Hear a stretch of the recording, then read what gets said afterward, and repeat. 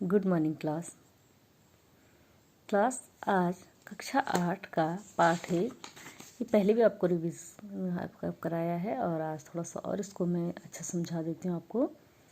पाठ है भाषा, बोली, लिपि, व्याकरण तथा हिंदी भाषा। ठीक है, ये आपको रिवीजन मैंने करवा दिया था। थोड़ा सा जो चीज़ें इसमें थोड़ी बहुत छूट गई थी उनको आज थोड़ा सा और रिवाइज कर लेते हैं, है ना, क्योंकि ये पाठ आपके आना है परीक्षा में, तो इसलिए इसको बार बार रिवाइज करवा रहे हैं ताकि आपको अच्छे से समझ आ जाए। ठीक है, तो थोड़ी सी चीज़ें जो छूट गई थी वो आप इस वीडियो में इससे आगे इसको देख लेते हैं। आप लोगों को मातृभाषा, राजभाषा, राष्ट्रभाषा ये मैंने बताया था, है ना। मातृभाषा आपको बताई थी कि मातृभाषा अर्थात माँ द्वारा प्राप्त भाषा वह भाषा इससे बालक अपनी माँ तथा परिवार द्वारा सीखता है, उसे मातृभाषा कहते हैं। इस भाषा से बालक का सर्वप्रथम परिचय होता है।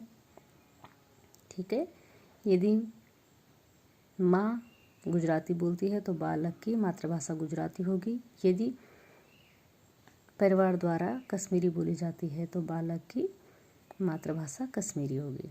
इसके बाद राष्ट्रभाषा। राष्ट्रभाषा अर्थात राष्ट्र की भाषा वह भाषा इसका प्रयोग एक देश के अधिकांश निवासियों द्वारा किया जाता है, राष्ट्रभाषा कहलाती है। भारत में हिंदी का प्रयोग लगभग 70% भारतवासियों द्वारा किसी न किसी रूप में किया जाता है, अतः हिंदी हमारी राष्ट्रभाषा है। ठीक है, प्रत्येक राष्ट्र की अपनी अपनी राष्ट्रभाषा होती है, जैसे जापान की जापानी, चीन की चीनी, फ्रांस की फ्रांसीसी, ब्रिटेन अंग्रेजी आदि। राजभाषा, राष्ट्रभाषा, राजभाषा अर्थात राजकाज की भाषा वह भाषा जिसका प्रयोग देश के कार्यालयों में कामकाज के लिए किया जाता है, राजभाषा कहलाती है। राष्ट्रभाषा तथा राजभाषा में अंतर है, इसे एक न समझें। भारत की कार्यालयीय कामकाज के लिए हिंदी तथा अंग्रेजी दोनों भाषाओं का प्रयोग किया जाता है। ठीक है, 14 सितंबर 1949 को संविधान के अनुच्छेद 343 के अनुसार हिंदी को भारत की राजभाषा घोषित किया गया, इसलिए प्रति वर्ष इस दिन हिंदी दिवस मनाया जाता है। संपर्क भाषा अर्थात संपर्क की भाषा वह भाषा जिसका प्रयोग देश के निवासी आपस में संपर्क करने के लिए करते हैं, संपर्क भाषा कहलाती है। आपस में बातचीत करने के लिए, एक दूसरे से संपर्क स्थापित करने के लिए जिस भाषा का प्रयोग किया जाता है संपर्क भाषा कहते हैं। भारत की संपर्क भाषा हिंदी है तथा विश्व की संपर्क भाषा अंग्रेजी। भारत की मान्यता प्राप्त भाषाएं। भारतीय संविधान में 22 भाषाओं को मान्यता प्रदान की गई है। वे इस प्रकार हैं: हिंदी, असमिया, बंगाली, गुजराती, बोडो, डोगरी, कन्नड़, कश्मीरी, कोंकणी, पंजाबी, उर्दू, मैथिली, मलयालम, मणिपुरी, मराठी, नेपाली, उड़िया, संस्कृत, तमिल, तेलुगु, संथाली तथा सिंधी। ठीक है,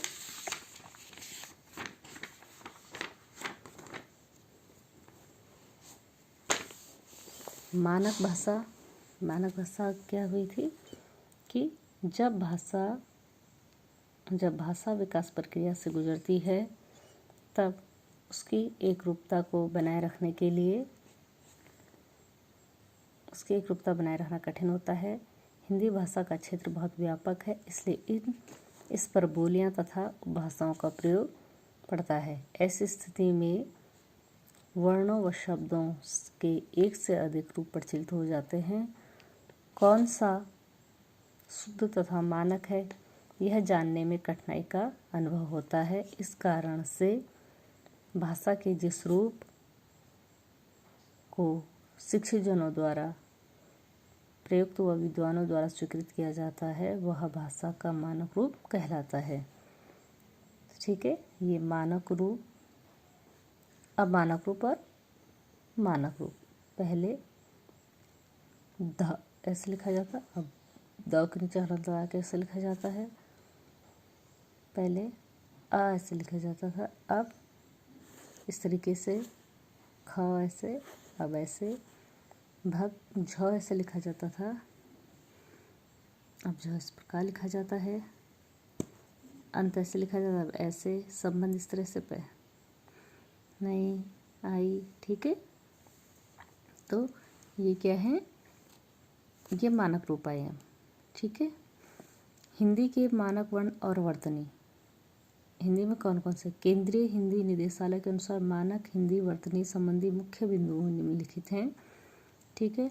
री, लरी और ली का प्रयोग हिंदी में न होने के कारण इन्हें हिंदी की मानक वर्णमाला में स्थान नहीं दिया गया है, ठीक। संस्कृत वर्ण पाई हटाकर घुंडी को आधार कल तथा हलंत लगाकर बनाए जाते हैं, जैसे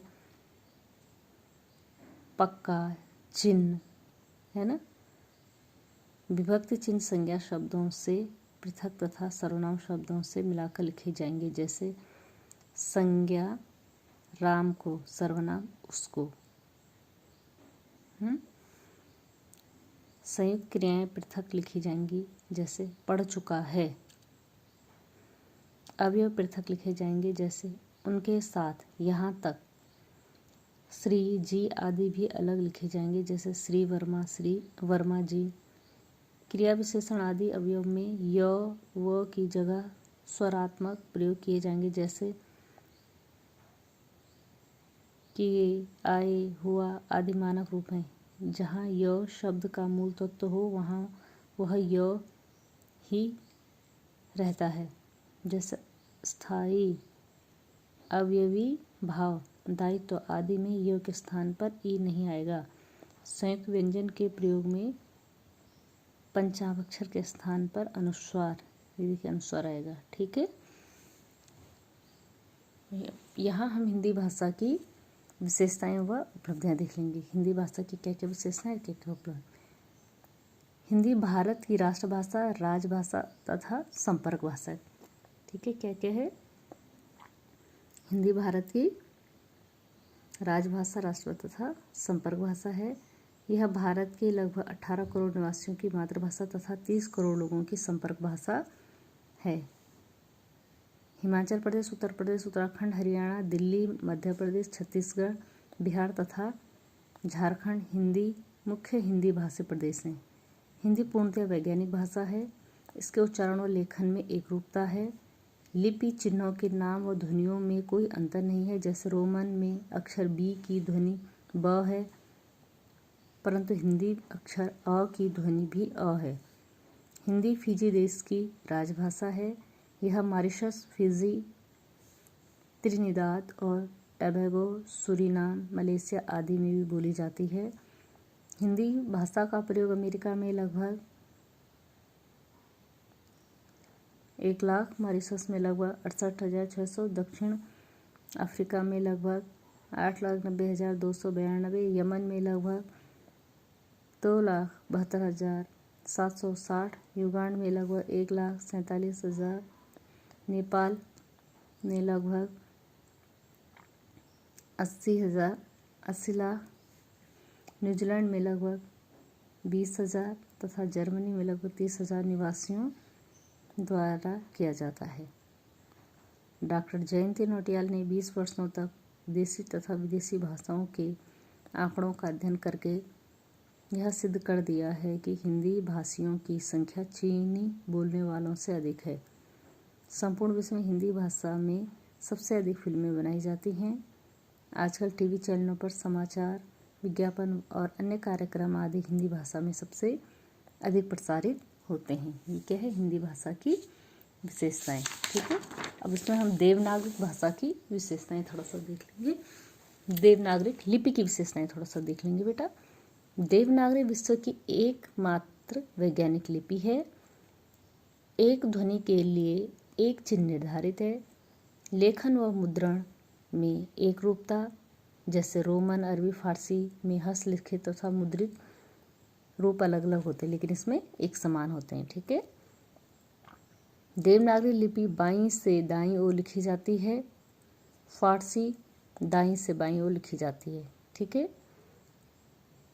लिपि चिन्हों के नाम व ध्वनियों में एकरूपता। रोमन में वर्ण का नाम सी, ध्वनि क आती, जबकि इसमें स को स ही बोलेंगे, क को क ही बोलेंगे। ठीक है।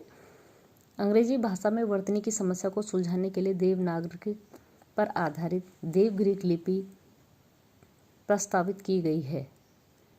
कंप्यूटर पर यूनिकोड द्वारा देवनागरी में लिखे गए लेख का किसी भी भाषा में अनुवाद किया जा सकता है। ये आपको देवनागरी लिपि की विशेषताएं बता दी गई हैं। अब देखेंगे साहित्य। साहित्य क्या होता है?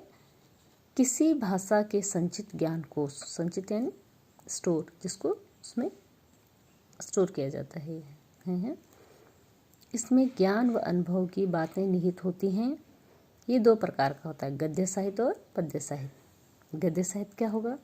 जब साहित्यकार साधारण रूप से बोलचाल की भाषा में अपने विचार व्यक्त करता है तो उसे गद्य साहित्य कहते हैं। इसमें तुकबंदी अथवा लय का अभाव होता है। जैसे भारतवर्ष ने कभी भी भौतिक वस्तुओं के संग्रह को बहुत अधिक महत्व नहीं दिया। उसकी दृष्टि मनुष्य के भीतर जो महान आंतरिक गुण स्थिर भाव से बैठा है वही चरम और परम है। ये क्या है? गद्य साहित्य का उदाहरण है। ठीक है बच्चों।